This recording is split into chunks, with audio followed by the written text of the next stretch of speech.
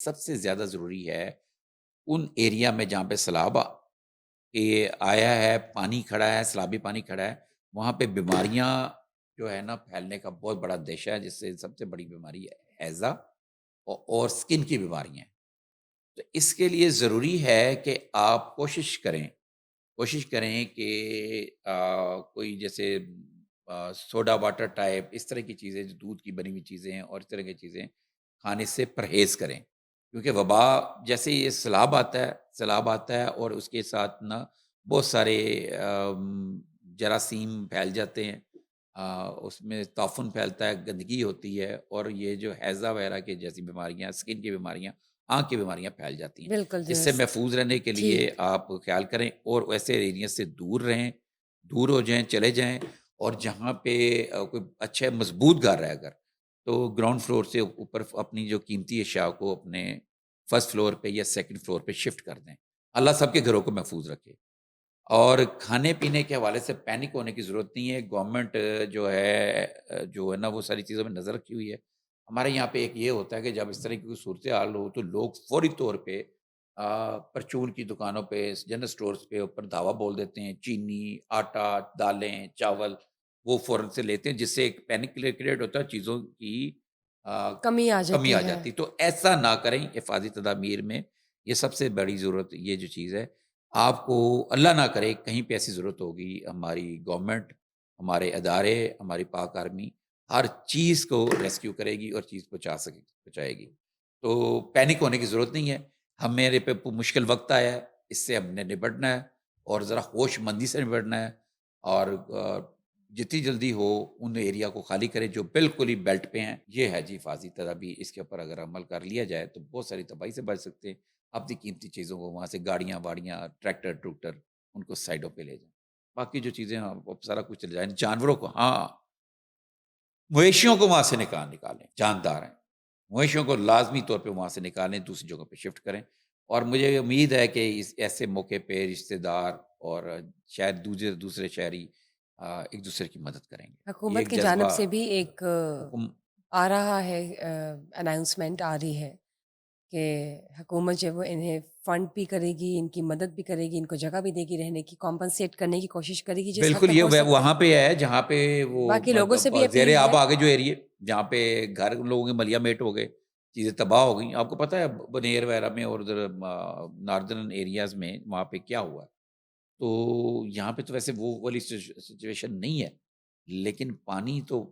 سے طاقتور چیز کوئی چیز نہیں۔ اور دوسری جانب لوگوں سے بھی اپیل ہے ہماری، ہم سب کی، کہ گاڈ فار بیٹ اگر ایسا کوئی واقعہ پیش آتا ہے، عموماً ہماری دعا ہے کہ اتنا جو سینسیٹیو ابھی سچویشن لگ رہی ہے، ہوں، کم سے کم ہی نقصان ہو، بلکہ نہ ہی ہو تو بہترین ہے. لیکن اگر کچھ ایسا ہوتا ہے گاڈ فار بیٹ، تو جو لوگ ہیں وہ بھی سامنے آئے اور مدد کریں ناظرین کی. بھارت کے اوپر جو 25% ٹیرف ٹیکس، اس کا ذرا بتائیے کیا صورتحال ہے؟ اچھا، یہ صدر ٹرمپ کی طرف سے ہے کہ بھارت پر 25% ٹیرف، آپ کو یہ پتہ ہے نا پہلے سے ہے، اور 25% جو فیصد ٹیرف کا اضافی عائد کر دیا گیا ہے کا اعلان کیا ہے ڈونلڈ ٹرمپ نے، جس سے بھارت سے درآمدات کی جانے والی مصنوعات پر 25% ٹیرف کے نفاذ کے لیے ایک ڈرافٹ نوٹس بھی جاری کیا گیا ہے۔ اچھا، اب اس میں آپ کو تھوڑا سا یہ بتا دیتا ہوں، امریکی کسٹمز اینڈ بارڈر پروٹیکشن نے کہا ہے کہ 27 اگست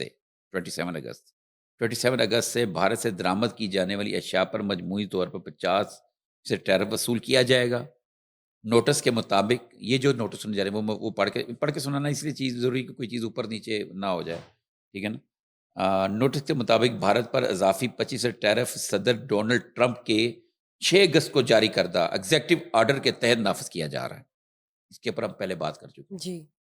ٹھیک ہے نا؟ جس کا مقصد بھارت پر دباؤ ڈالنا ہے کہ وہ روس سے تیل کی درآمد بند اور عسکری تعلقات ختم کرے، لیکن اب بھارت بھی ڈبل پالیسی کر رہا تھا نا، رائٹ. کہ ادھر سے بیبی بنا ہوا تھا امریکہ کا بھی، اور ساتھ میں امریکہ کا جو جس سے امریکہ کی دعوت ہے، جس کے ساتھ سر جنگ جاری ہے، باقاعدہ رشیا کے ساتھ اپنے اچھے تعلقات بنائے ہوئے تھے، دونوں طرف سے بینیفٹ لے رہا تھا ٹھیک. اور وہاں سے سستا تیل لے رہا تھا، عسکری تعلقات، اسلحہ لے رہا تھا، چیزیں دیکھنا وہ جو تھا وہ وہ جو کیا نام تھا وہ جو ایک ایسا سسٹم تھا جو جہازوں کو اوپر ہی اڑا دے گا، وہ رشیا سے لیا ہوا تھا اس نے۔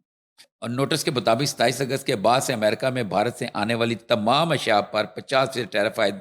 ہوگا۔ اس سے قبل 30 جولائی کو صدر ٹرمپ نے اعلان کیا تھا کہ بھارت پر اضافی ٹیکس اس لیے عائد کیا جا رہا ہے کہ کیونکہ بھارت روس سے دفاعی ساز و سامان اور تیل خرید کر یوکرین جنگ میں اس کی مالی مدد جاری رکھے ہوئے ہے۔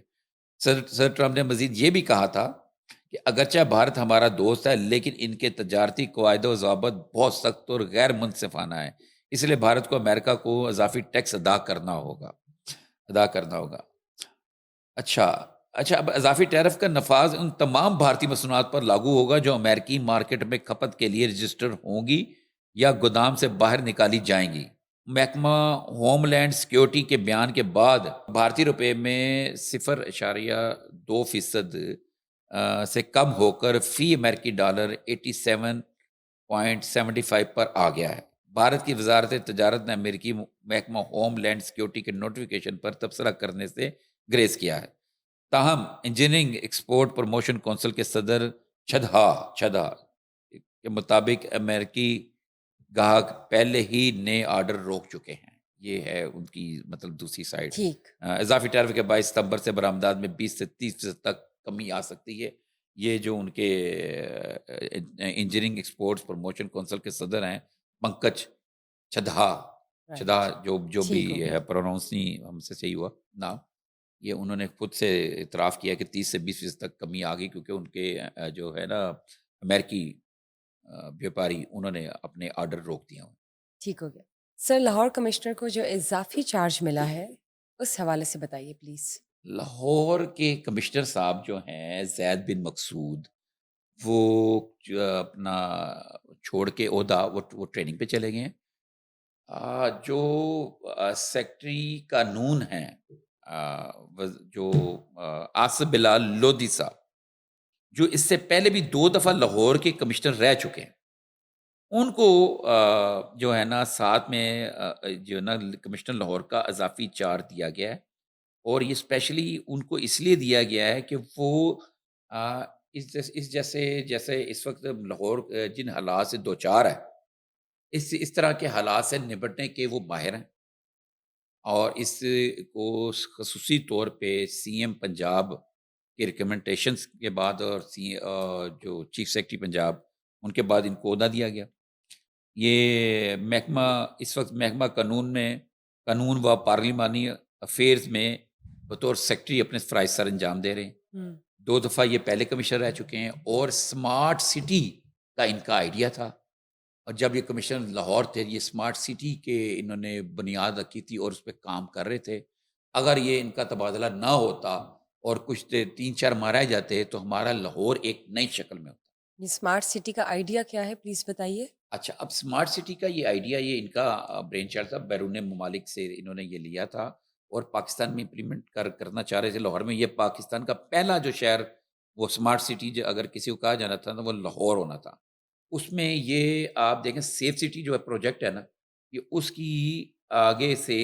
ریفائن شکل تھی، ٹھیک ہے، مطلب آپ یہ کہہ سکتے جدید شکل اس کی کہہ سکتے سیف سٹی کی۔ اس میں کیا تھا کہ ایک ہی جگہ پر تمام اداروں کو کمانڈ کی جانی تھی ہر چیزوں کو، اور اس سے عام آدمی کو بھی اگر کوئی مسائل ہیں اس کے ڈومیسائل یہ جو ان کے آئیڈیا کو لے کے بعد میں انہوں نے خدمت سینٹر وغیرہ بنائے ہیں، لیکن وہ اس وقت صحیح کام نہیں کر رہے۔ اس میں یہ ہے کہ اگر آپ کو ڈومیسائل چاہیے تو آپ نے جا کے اپلیکیشن دی ہے وہاں پہ، وہ 4 دن لگ جاتے ہیں اس کے ڈومیسائل میں آنے میں، اتنی دیر بچوں کے ایڈمیشن کا ٹائم گزر جاتا ہے۔ اب پھر یونیورسٹیوں میں ایڈمیشن شروع ہوئے ہیں، ان کو ڈومیسائل چاہیے، لیکن جو ان کا جو اسمارٹ سٹی کا پلان تھا، امید ہے اگر یہ کمشنر لاہور کا ان کو اضافی چارج ملا ہے، اور میرا یہ خیال ہے کہ آصف بلال لودھی صاحب جتنے وہ کام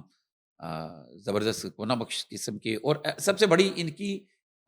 جو اچھی بات ہے یہ ایک آنےسٹ شخصیت کے مالک اور گھر سے کھاتے پیتے